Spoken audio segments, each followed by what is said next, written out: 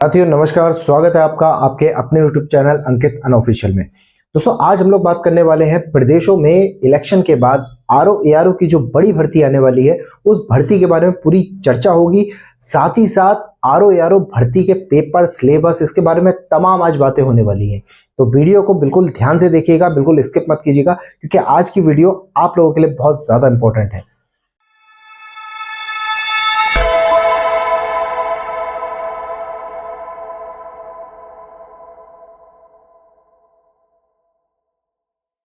दोस्तों हम लोग बात करने वाले हैं आज आरओ एआरओ की वैकेंसीज के बारे में। इससे पहले थोड़ी सी हम लोग चर्चा कर लेते हैं।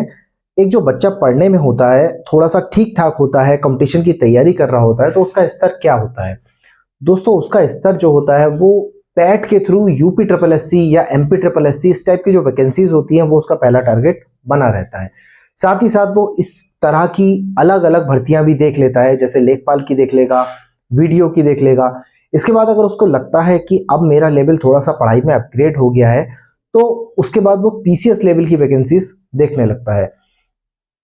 यहां पे एक बड़ी भर्ती होती है आरओ एआरओ की, जिसकी अगर हम पूरे नाम की बात करें तो रिव्यू ऑफिसर और असिस्टेंट रिव्यू ऑफिसर, हिंदी में इसका नाम होता है समीक्षा अधिकारी, सहायक समीक्षा अधिकारी। ये भर्ती दोस्तों एक अच्छे लेवल की अधिकारी की भर्ती होती है, लेकिन हमें जानकारी का शायद अभाव कम होता है या हमारा जाने किस वजह से उसकी तरफ रुझान नहीं आ पाता जो हम इस वैकेंसी की तरफ रुख नहीं कर पाते हैं। सबसे पहले अभी की मैं बात करता हूं, हाल ही में जो आरओ एआरओ का पेपर कैंसिल हुआ था वो यूपी पीएससी के थ्रू, यानी कि उत्तर प्रदेश का पीएससी आयोग जो है, लोक सेवा आयोग, तो आयोग के द्वारा इस भर्ती का आयोजन हुआ था और पेपर आउट होने की वजह से अब ये दोबारा री एग्जाम कराया जाएगा। तो आप लोगों के दिमाग में ये होता है कि कभी वैकेंसी इलाहाबाद हाई कोर्ट देता है, कभी वैकेंसी लखनऊ खंडपीठ के द्वारा आती है, कभी वैकेंसी यूपी पीएससी आयोग के द्वारा आती है। तो ये क्या वैकेंसी होती है, किस किस तरह से आती है, तो आज इसके बारे में हम लोग पूरी चर्चा करेंगे। और आज की वीडियो देखने के बाद आप दोस्तों आरओ एआरओ के पेपर पे कैसे अपना माइंड मेकअप करेंगे, उसकी तरफ रुझान कैसे लाएंगे, ये सारी चीजें आपको क्लियर हो जाएंगी। दोस्तों आरओ एआरओ की वैकेंसी जो अभी आई थी वो कैंसिल हो गई, उसमें भी पदों की संख्या 400 के आसपास शायद थी। अब एक लेटर जारी हुआ है, उसी लेटर के थ्रू आज की सारी इंफॉर्मेशन मैं आप लोगों को देने वाला हूं। देखिए लेटर जो है वो लखनऊ को भेजा गया है इलाहाबाद हाईकोर्ट के द्वारा। इलाहाबाद हाईकोर्ट में जो पदों की संख्या में कमी है, इलाहाबाद हाईकोर्ट के जो स्टाफ है वहां पे पदों की संख्या जो कमी है उस मांग को पूरा करने के लिए लखनऊ को लेटर भेजा गया है। वो लेटर आपके डिस्क्रिप्शन बॉक्स में आप लोगों को मिल जाएगा। उसमें पदों की संख्या जो है वो सारी डिफाइन है कि उन लोगों ने मांग की है कि हमें इतने एम्प्लॉयज की जरूरत है। उसी के तर्ज पे आज की पूरी वीडियो हमारी डिपेंड है, क्योंकि अपकमिंग वैकेंसी जो है वो उसी पॉइंट से क्लियर हो रही है कि कितने पदों की मांग की गई है। तो इसीलिए मैंने यहाँ पे सबसे पहले पदों की संख्या 942 लिखा है। ये टोटल 942 पद आरओ और एआरओ की हैं जो कि आने वाले हैं। तो जान लेते हैं, पूरी वीडियो को ध्यान से समझिएगा। देखिए सबसे पहले दोस्तों उस जो लेटर की मैं बात कर रहा हूं, डिमांडिंग लेटर है, नियुक्ति के लिए मांग की गई है। और वो मांग वहीं के जो अथॉरिटेबल ऑफिसर्स होते हैं वो मांग करते हैं कि हमें अपने ऑफिस में इतने एम्प्लॉय चाहिए। जैसे कि नॉर्मली होता है, अगर टीचर की बात करें तो वहां के बेसिक शिक्षा विभाग के सचिव होते हैं, वो प्रदेश सरकार से मांग करते हैं। इसी तरह से इलाहाबाद हाईकोर्ट के सचिव द्वारा मांग की गई है लखनऊ में। तो देखिए सबसे पहले यहाँ पे एआरओ के पद, एआरओ की पदों की संख्या की बात करें तो 234 पद की मांग की गई है और आरओ के पदों की बात करें तो 708 पदों की बात की गई है। अब आप कहेंगे यहां पर सर टोटल आपने 1303 कैसे लिख दिया? इन दोनों का टोटल करेंगे तो 942 आएगा।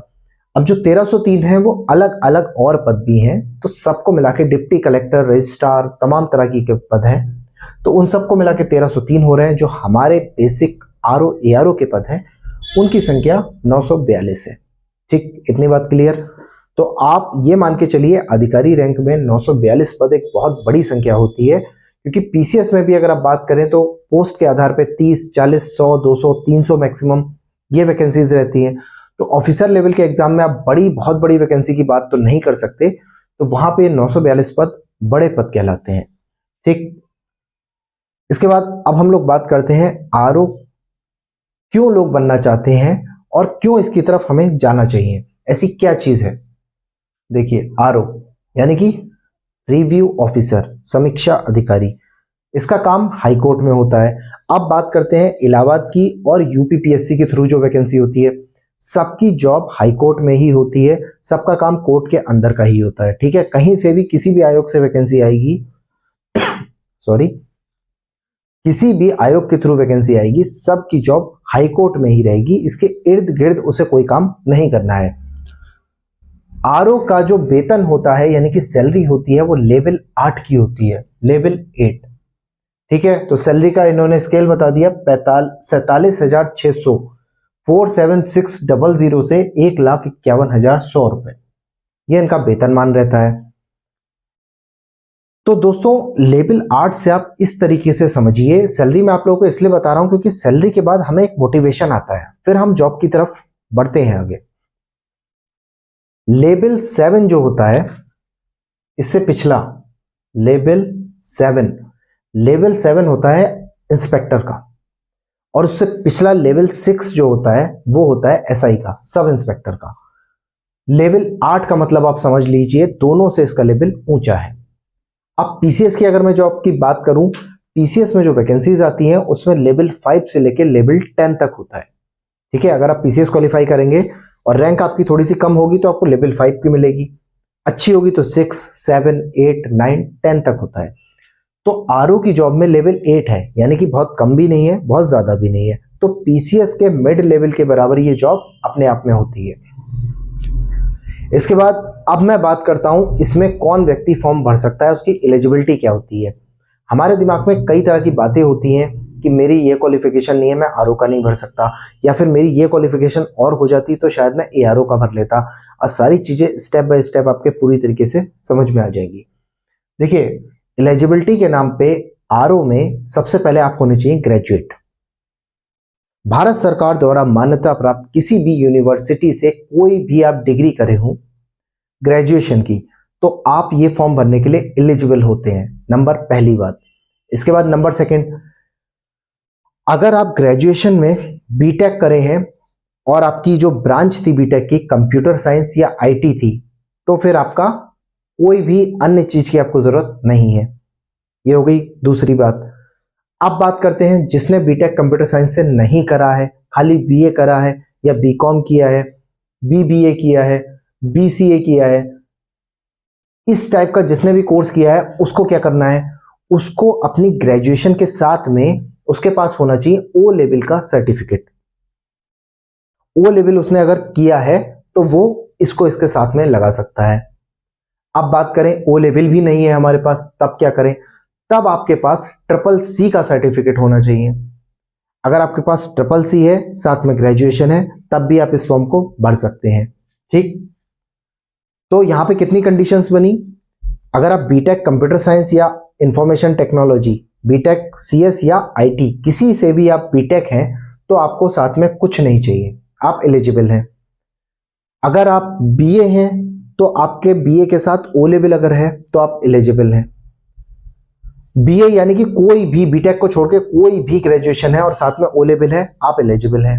ये नहीं है कोई भी ग्रेजुएशन है साथ में ट्रिपल सी है, आप एलिजिबल हैं। ठीक, तीनों बातें समझ में आ गई अच्छे से। इसके बाद आपका क्या चाहिए, आपको 25 वर्ड पर मिनट यानी कि 25 WPM की टाइपिंग इंग्लिश की आती हो। अगर ये आती है आपको तब आप इस फॉर्म के लिए एलिजिबल हैं। अब देखिए आप कहेंगे सर फॉर्म भरते हुए मुझे 25 वर्ड पर मिनट की टाइपिंग नहीं आती, कोई बात नहीं। अगर आपके पास ग्रेजुएशन साथ में ओ लेवल या फिर ग्रेजुएशन साथ में ट्रिपल सी ये सब है, टाइपिंग बाद में आ जाएगी। ठीक है, फॉर्म भर दीजिए। हो गई क्लियर बात, आप फॉर्म भर सकते हैं आरओ का अगर आपकी ये क्वालिफिकेशन है। अब बात करते हैं एआरओ की। एआरओ में क्या सीन है, एआरओ का वेतन होता है लेवल 7 के हिसाब से। लेवल 7 क्या होता है, 44,900 से 1,42,400। ठीक है, लेवल 7 अभी मैंने आपको बताया था इंस्पेक्टर के इक्विवेलेंट होता है सैलरी का लेवल। अब दोनों के इक्विवेलेंट तो मैंने आपको बता दिया और इनका लेवल स्केल का बता दिया। अभी सैलरी कितनी बनती है, तो आरओ की सैलरी बनती है लगभग 90,000 के आसपास और एआरओ की सैलरी बनती है 85,000 के आसपास। दोस्तों कितनी अट्रैक्टिव सैलरी है ये। अब अट्रैक्टिव है, ऑफिसर है, लेकिन इसमें सिलेक्शन इजीली कैसे हो सकता है, इस चीज को समझिए आप। क्यों मैं आप लोगों से इस फॉर्म की इंफॉर्मेशन दे रहा हूं। आरओ एआरओ के फॉर्म आते रहते हैं, जाते रहते हैं, लेकिन काफी लंबे समय बाद इतनी बड़ी वैकेंसी की जो उम्मीद है वो इसीलिए हो रही है क्योंकि मांग की गई है इलाहाबाद हाईकोर्ट द्वारा। तो अब आप समझ गए, सैलरी अट्रैक्टिव है, क्वालिफिकेशन आप इजीली कर सकते हैं। देखिए ओ लेवल थोड़ा सा टिपिकल है, मानता हूं। ट्रिपल सी 3-3 महीने में साइकिल्स चलती रहती हैं, फॉर्म भर दीजिए, 3 महीने में आपका इजीली कंप्लीट हो जाएगा। तो ट्रिपल सी करना आज के टाइम में बहुत इजी है, हर कंप्यूटर सेंटर वाला आपको करवा देता है। एआरओ की क्वालिफिकेशन वही है जो आरओ की है, दोनों की सेम है, क्वालिफिकेशन भी हो जाएगा। कोई इतना बड़ा टिपिकल केस नहीं है जो हम लोग नहीं कर पाए। अब इस वैकेंसीज का मैं पूरा उदाहरण लेके आपको समझाता हूं, क्योंकि अभी वैकेंसी आएगी नहीं है, ये आएगी इलेक्शन के बाद। अभी आचार संहिता लगी हुई है, उसके बाद इलेक्शन होने के बाद जब ये वैकेंसी आएगी तो किस तरीके से लोग कितने कम समय में वैकेंसी को पूरा करते हैं, इस चीज को मैं आपको 2021 वाले नोटिफिकेशन से समझाता हूं। देखिए 2021 में क्या हुआ था, मैंने लिखा है, देखिए ईयर 2021 वैकेंसी एक नजर। हम लोग इस पे एक नजर डालते हैं, तब देखते हैं क्या हुआ था। एप्लीकेशन डेट आई थी 17/8/2021। 17 अगस्त 2021 को आप फॉर्म अप्लाई कर रहे थे आरओ एआरओ का, जो वैकेंसी आई थी 2021 की बात कर रहा हूं मैं। लास्ट डेट थी फॉर्म की भरने की 16/9, यानी कि 16 सितंबर 2021 लास्ट डेट थी। करेक्शन की डेट थी 18 से 21 सितंबर 2021 की, ठीक है। इसके बाद देखिए एग्जाम की तारीख दिसंबर या जनवरी 2022 में हो जाएगा, यानी कि एग्जाम कितने महीने में हो गया, अगस्त में आपका नोटिफिकेशन आया, जनवरी में आपका एग्जाम हो गया, सितंबर अक्टूबर नवंबर दिसंबर, यानी कि 3 से 4 महीने के अंदर एग्जाम हो गया। और उसके बाद रिजल्ट की अगर मैं बात करूं तो रिजल्ट इन्होंने दिया है 2 मार्च को रिजल्ट, यानी कि 6 महीने के अंदर एग्जाम देके रिजल्ट आ गया, ठीक। इतनी तेजी की दोस्तों इनकी प्रोसेस होती है इलाहाबाद हाईकोर्ट वालों की। कोई भी वैकेंसी आप ले लीजिए, ग्रुप सी की ले लीजिए, डी की ले लीजिए, या फिर अधिकारी लेवल की ले लीजिए, कोई भी वैकेंसी 6 से 8 महीने में आपका सब कुछ सिलेक्शन हो जाता है। आपको 8 महीने या 9 महीने में ज्वाइनिंग दे देते हैं ये लोग। तो बहुत फास्ट प्रोसेस होती है, कुछ ऐसा नहीं होता कि वैकेंसी कोर्ट में लटक गई या बार बार आपको चक्कर लगाने हैं, धरना देना है, ऐसा कुछ भी नहीं होता।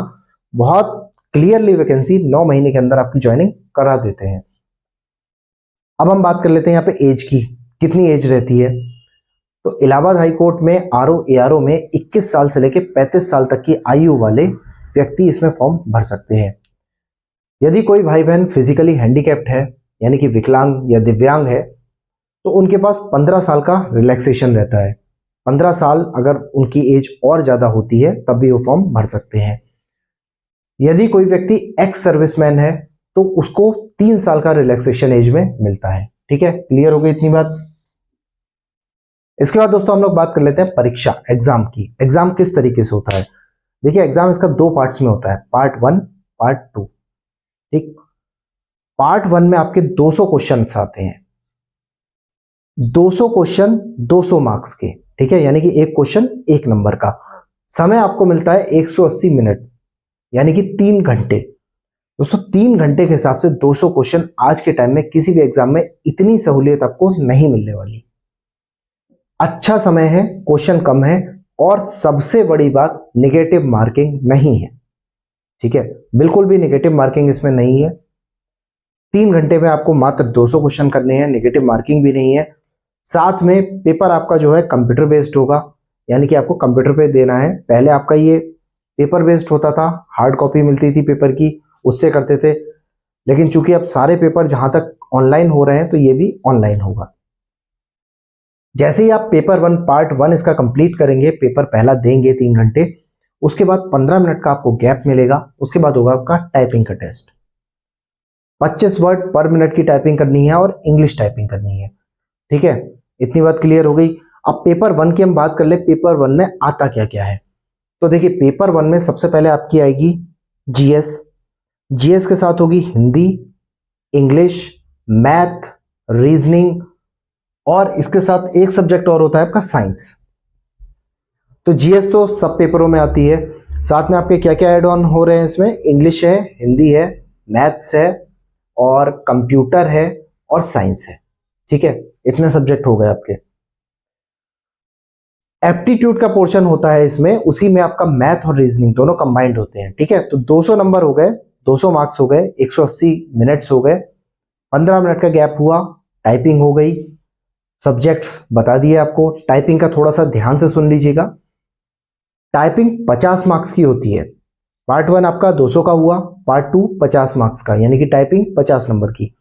अब 50 नंबर में क्या इसमें खेल होता है, 50 नंबर की टाइपिंग में अगर आपका एक वर्ड गलत हो जाता है, आपका 0.1 नंबर कट जाएगा। आपको 500 वर्ड इसमें टाइप करने होते हैं, एक वर्ड गलत होने पे 0.1 नंबर कटेगा। यानी कि अगर आपके 10 वर्ड गलत हुए, एक वर्ड पे आपके 0.1 मार्क्स कट रहे हैं, और अगर 10 वर्ड आपके गलत हुए तो एक नंबर कट जाएगा। ठीक है, अब आपको इसमें सबसे जो इंपॉर्टेंट बात होती है टाइपिंग के केस में वो ये होती है, आपको 50 में से 25 नंबर लाना कंपलसरी है। अगर 25 से कम मार्क्स होते हैं तो आप फेल माने जाएंगे। तो हमें 50 में से 25 नंबर लाने ही लाने हैं, कंपलसरी है। तो इतनी बात आपको क्लियर हो गई। पहले 200 मार्क्स का पेपर हुआ, उसके बाद 50 मार्क्स का हुआ। 200 में से हमें अपने जो भी स्कोरिंग कर सकते हैं वो लाने हैं, लेकिन 50 वाले में से हमें 25 मार्क्स लाने ही लाने हैं, वो हमारे कंपलसरी हैं।